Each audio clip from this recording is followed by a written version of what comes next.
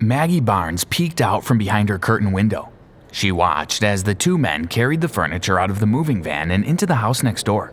You might think that she was hoping that her new neighbors would be nice people, but all Maggie cared about was how long they would stay. In the last 2 years, Maggie had seen at least 20 families move into that house. Some stayed for a few weeks, while others only stayed days. She couldn't understand why they weren't happy there. The house was cozy and the surrounding area was beautiful. A car pulled up behind the moving van. A couple and their 2 children got out and stood on the pavement looking up at their new house. They look like a nice family, thought Maggie. She watched as they went inside. Later that afternoon, Maggie decided she would bake some cookies and take them around to her new neighbors. She walked up the path and knocked on the front door. A man opened the door. "Hi there, I'm Maggie. I live next door. I brought you a little welcome gift." The man took the cookies from Maggie. "That's so kind of you. Thank you. Would you like to come in?" "Oh no, I can see you're busy. I'll stop by for a chat once you get settled in." Maggie said goodbye and went home. She smiled to herself. Well, he seems really nice. Hopefully they will like living there. It was around 2 a.m. when something woke Maggie up, and she sat bolt up in bed. What was that? She thought. I'm sure I heard a scream. I must have been dreaming. Just as she was about to lay back down, she heard it again. It hadn't been a dream. Someone definitely screamed, and it came from next door. Maggie hoped that everything was okay there. She got up and went downstairs to make a cup of tea, but as she walked past her window, Maggie could see a family running out of her neighbor's house. She opened her door and called out to them. "Are you okay? I heard a scream." "We can't stay here any longer. The house is haunted," shouted the man. Maggie could see the terror on their faces as they got into their car and drove away. When she got up the following morning, she couldn't stop thinking about what had happened the night before. She didn't believe in ghosts, but there was no denying something had definitely scared the family away. She decided to go and check out the house herself. The front door wasn't locked, and so she opened it and went inside. The house was perfect. I could live here myself, thought Maggie. It's much nicer than my house. The house felt so warm and cozy. There was no way it was haunted. Maggie called the housing corporation's agents, and after much convincing, and despite not officially being allowed to sell her house, within a couple of weeks, she had bought the property and moved into it. Everything was fine. Maggie laughed to herself when she remembered what the family had told her. It was obvious they had imagined it. Maggie was exhausted. She decided she would have an early night. She tried to read her book, but she couldn't keep her eyes open. She settled down and went to sleep. What was that? Maggie sat up in bed. The hairs on her arms stood up on end, and her spine tingled. She had heard a noise. Something was in the room next to hers. She didn't know whether to pretend to be asleep or to go investigate. Then she heard it again. She looked around for a weapon. If she had a burglar, she needed something to hit him with. All she had was a heavy vase. She picked it up and crept out of her bedroom. She opened the door to the room next door. Crash!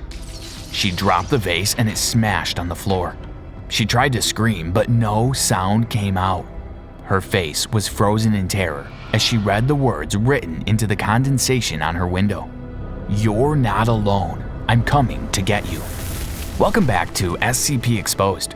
Today we bring you the Euclid class subject SCP-1171.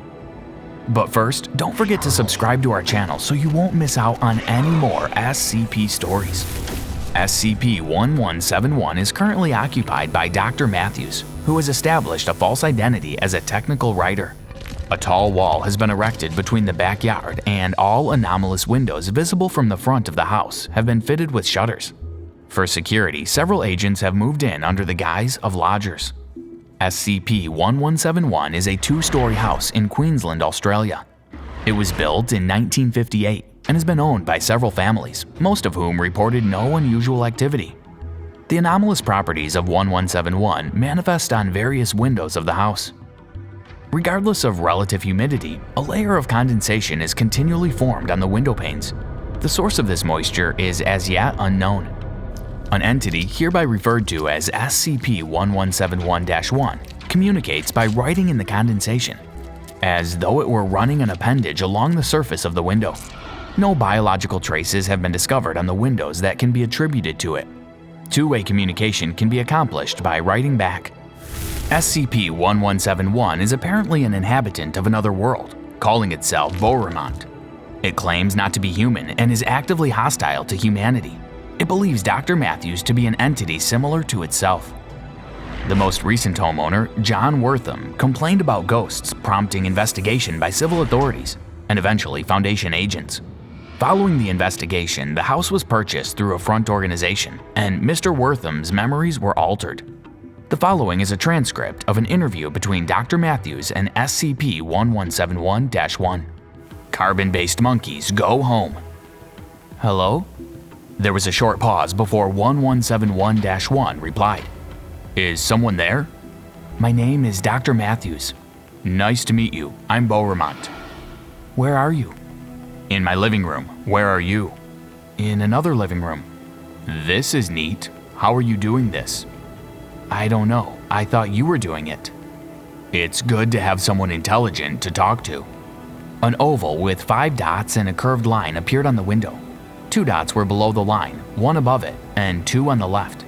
It is assessed that this is SCP-1171-1's version of a smiley face. Is there no one else there? Mostly just a bunch of gametes and carbon lovers. Can't hardly stand any of that politically correct stuff. Gametes? Yeah, you know, humans. Don't you have them there? Dr. Matthews paused for a moment and then answered, No, tell me about humans. Oh, they're the worst. I mean, don't get me wrong, I'm not racist or anything. Some of my best friends are human, but if they're as good as us, why do they need skin, am I right? I suppose so. Say, what do you look like? Oh, pretty average. 7 tendrils, tall, brown carapace, green bioluminescence, blue eyes. You? Same.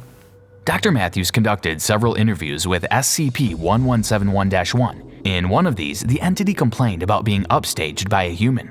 Doc, you there? I am now. How are you, Beauremont? I've been better. Lost a promotion to a goddamned primate. I'm sorry to hear that. It's okay. It just hurts. I know I'm better than any air-sucking sack of protoplasm. I work hard, you know? I know. They come in, they take our jobs. I tell you, Doc, one of these days, they're going to push us too far.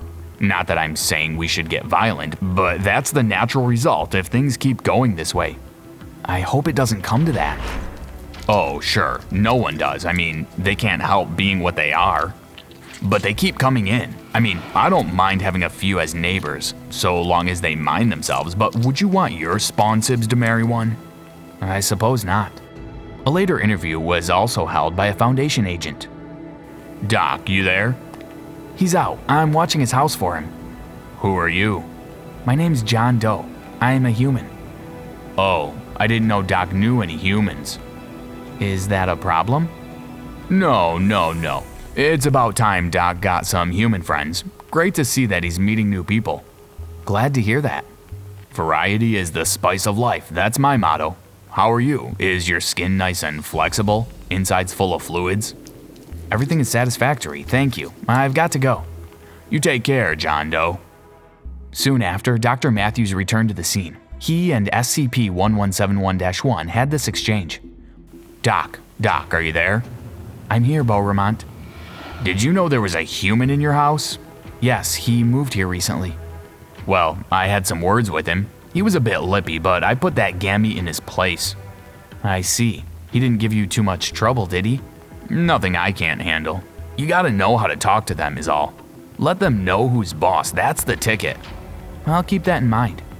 The Foundation has also discovered that SCP-1171 was able to set up a Twitter account. The account, @HumansGoHome, is primarily used to express hostility towards humanity. On the 26th of November 2012, it tweeted, Humans shouldn't be allowed to drive when they can only keep 2 eyes on the road. On another occasion, it shared, What do you call 1,000 humans at the bottom of the sea? Lowered property values. #HumansGoHome. What do you think of that SCP case? Please leave your comments down below.